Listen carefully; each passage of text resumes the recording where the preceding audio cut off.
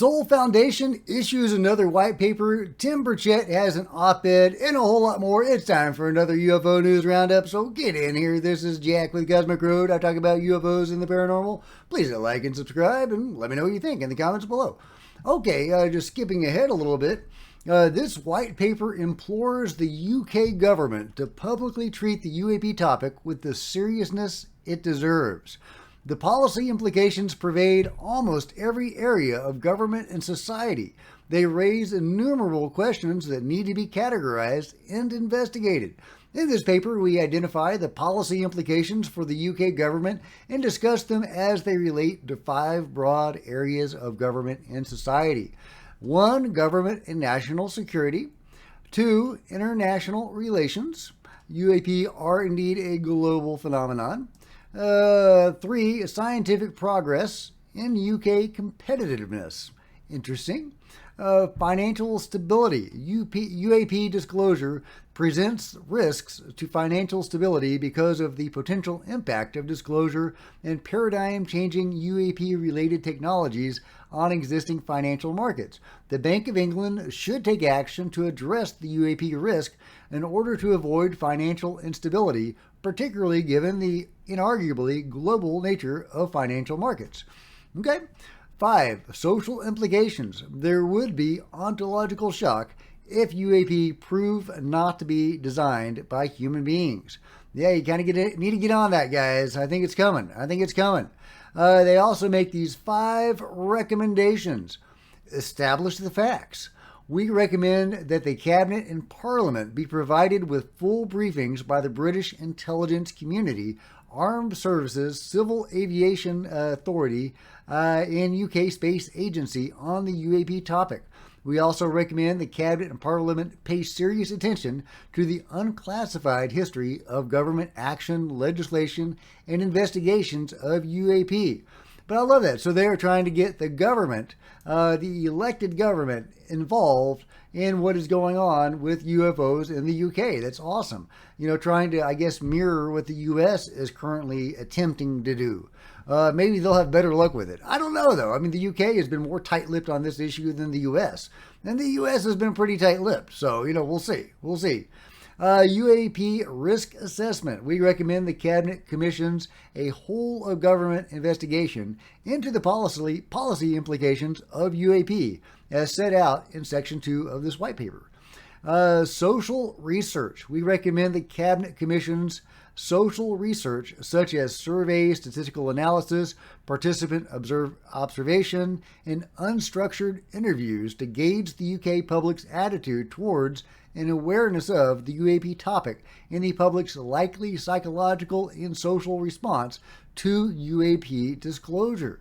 4. Initial public engagement. We recommend the Cabinet host an international summit on UAP in the UK, akin to the AI Safety Summit held at Bletchley Park in 2023.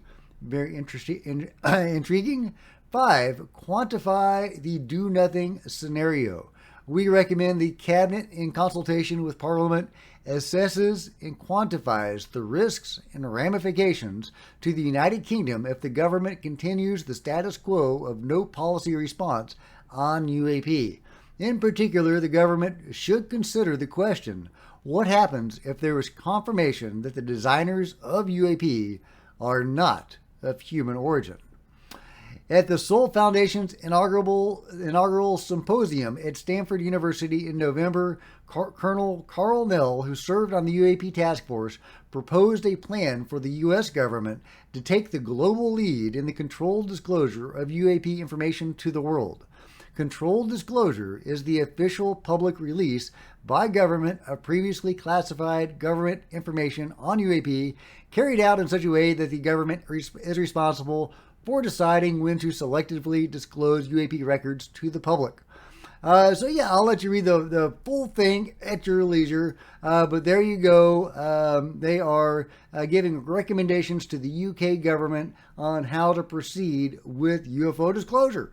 Pretty cool, guys. Pretty cool. It'd be even cooler if we can get some Parliament members to step up and publicly comment in a favorable way on this topic. If they could respond to the white paper publicly and say, hey, those are good ideas. We need to push for these ideas. Do you think that's going to happen? Or is the UK so closed on this issue that they won't go there? Or too conservative, not willing to address that issue publicly? I don't know. Let me know what you think. I'm not real on UK politics. I don't know, what is possible in the world of, in the English world. So let me know what you think might be possible in the UK.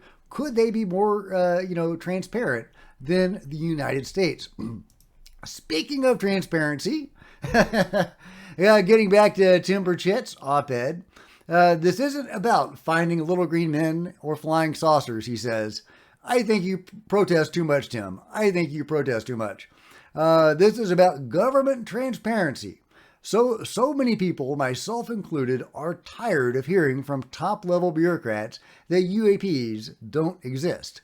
We've heard sworn testimony from witnesses who have everything to lose and nothing to gain from coming forward with their experiences.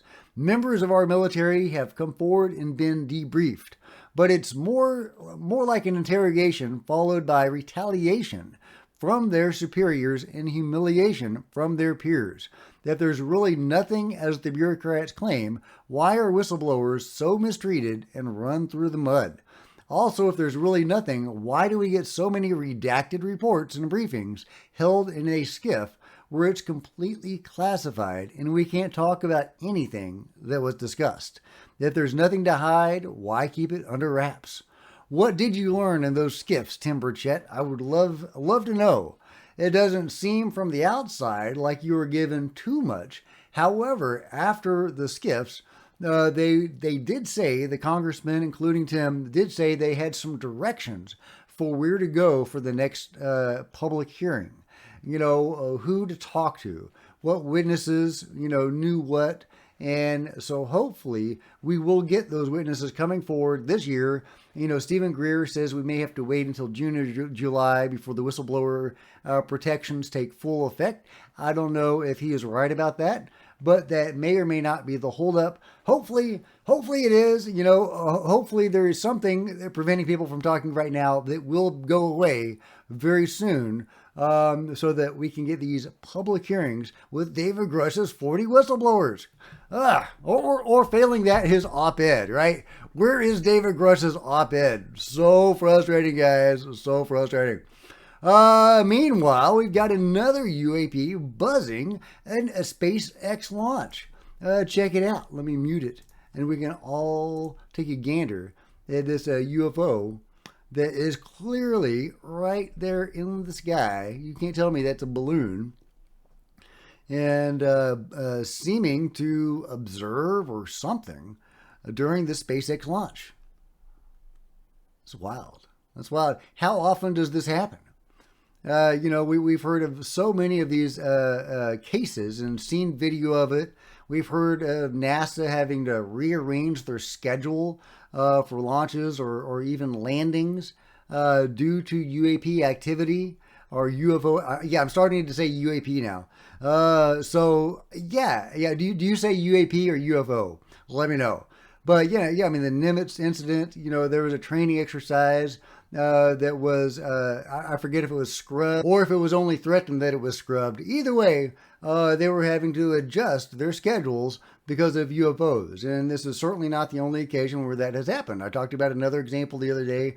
This seems to have happened in multiple cases. It might even be an ongoing issue that the military in NASA and now SpaceX have to deal with. So why do the UFOs keep doing this? Are they observing or are they making some sort of point? You can deny us, but here we are. How can you deny this footage? How can you deny having to reschedule your events because of our presence? Is that what's going on?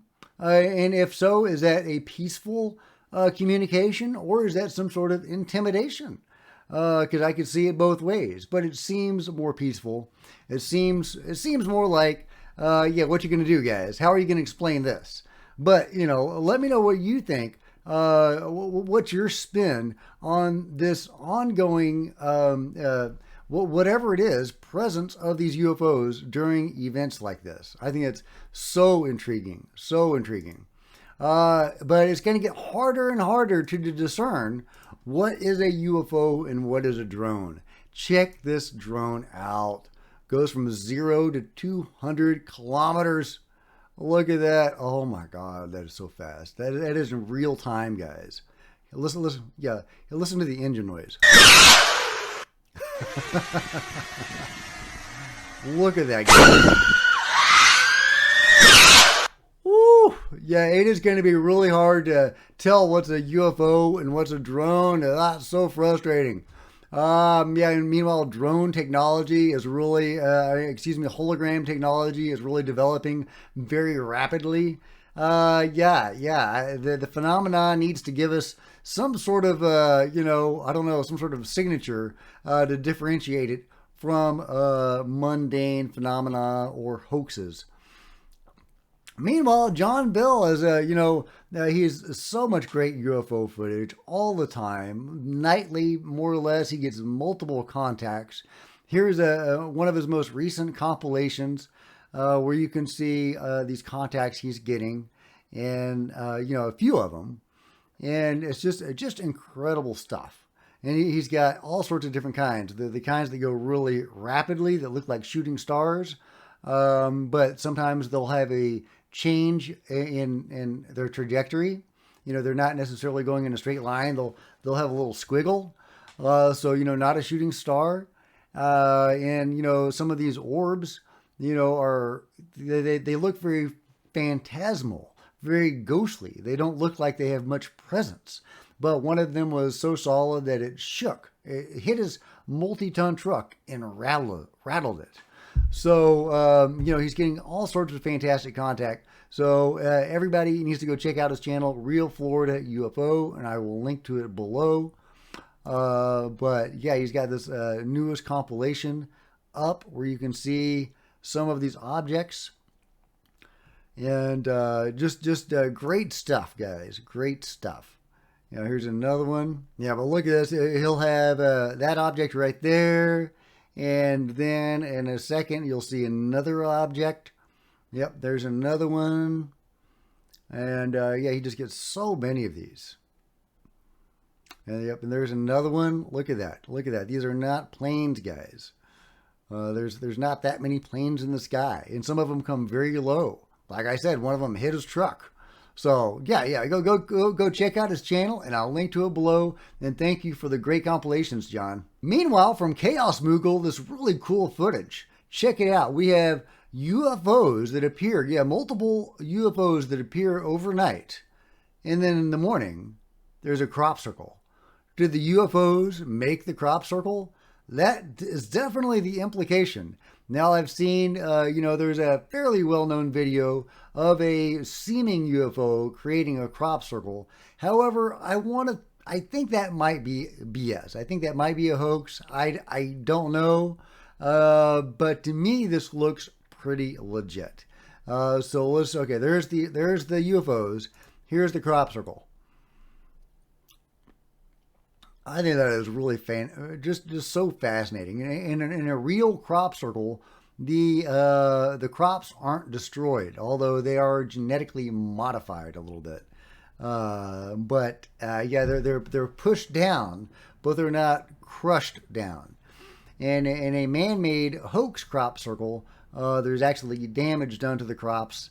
And in a real crop circle, there are magnetic anomalies. And some people will even have metaphysical events while they are in these crop circles. So crop circles are just super fascinating to me. I would love to know what the beings are doing. I shared before a theory by one gentleman that the crop circles, at least some of them, the designs that they put into these crops might actually be giving us the secrets, or at least the inspirations for things like free energy. Go check out that video that I made some months ago. But that it is a possible communication, or a possible reason for this communication, if that's what it is. I don't know. I don't know. I used to think crop circles were all man-made until I did the research. And then I realized that not so fast. Not all crop circles are man-made. But which came first? There was that crop circle in the 1600s, like the Devil's Circle or whatever they called it. So this seems to be going on for some time. However, it's only recently that we've been able to really get aerial, shots of these fantastic, shapes and symbols and, the various things that they are, imprinting in these crops. So why would they have done that back hundreds of years ago when you didn't know what you were looking at? Unless you're standing on a windmill or something, right? So yeah, maybe ancient crop circles were all in close proximity to windmills. I don't know. Guys. Let me know your theories on crop circles. Are they all BS? Are they all real? If some of them are real, as I think, what do they mean? What are the beings trying to impart? Meanwhile, check out this fantastic footage sent to me by a viewer that might be the government or somebody shooting at UFOs. Maybe not. Maybe this is some sort of mundane event, but I'll show it to you and let me know your thoughts. Oh my God, oh my God, oh my God, it's right over my house. Why isn't the sirens going off? We're going to have the sirens. Josh, why aren't the sirens going off? We're going to have the sirens. All those up there. Babe, why isn't the siren going off? Because they're not falling here? The siren going off. Yeah, look at that. Okay, so you have this cluster of UFOs right there. Because they're not falling here? Then, of course, she pans away. You're chasing me. Have you got videos? Oh my God, oh my God. But then she pans back, and you can still see at least one or two of the UFOs right there.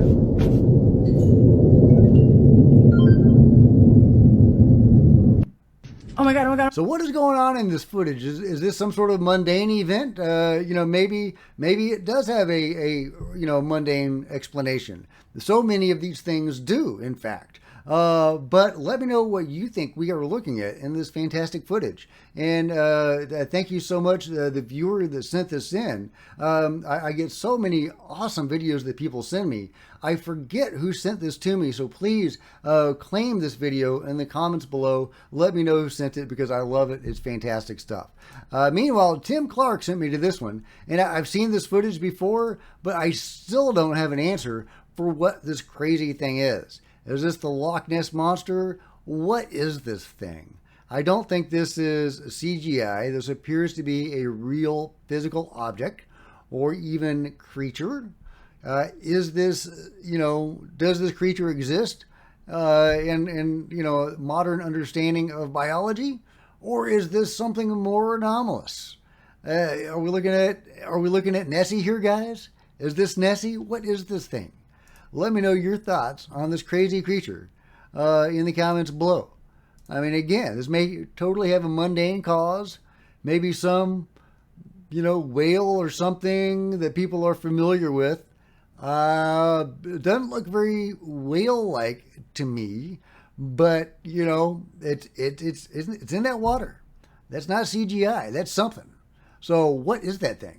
Well, let me know what you think. Speaking of sea monsters, check this shark out, guys. This shark is almost 400 years old. This Greenland shark, is older than the United States of America. So hats off to this awesome shark. Let me know what you think about this nearly 400-year-old shark and everything else covered in the news today in the comments below. And if you've enjoyed this video, please give me a thumbs up. I sure appreciate it. Smash the like button and the bell to be notified of future videos. You don't want to miss a thing. Join me on social media, Facebook and Twitter, links below. Love to see you guys there. If you wanted to support Cosmic Road in a bigger way, consider grabbing a coffee mug or a t-shirt in the merch store below, or by becoming a channel member, because channel members are rock stars, and I really appreciate you guys' support. Thank you.